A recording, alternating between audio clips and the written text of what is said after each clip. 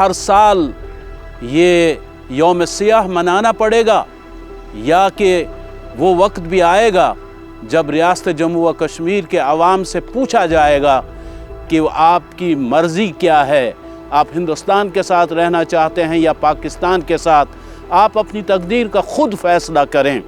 लेकिन अभी तक सूरत हाल ऐसी नज़र नहीं आ रही। लेकिन इसका ये भी मतलब नहीं कि अक़वाम आलम की सर्द महरी को देखकर जम्मू व कश्मीर के अवाम अपने बुनियादी हक़ से दस्तकस हो जाएं, दस्तबरदार हो जाएं।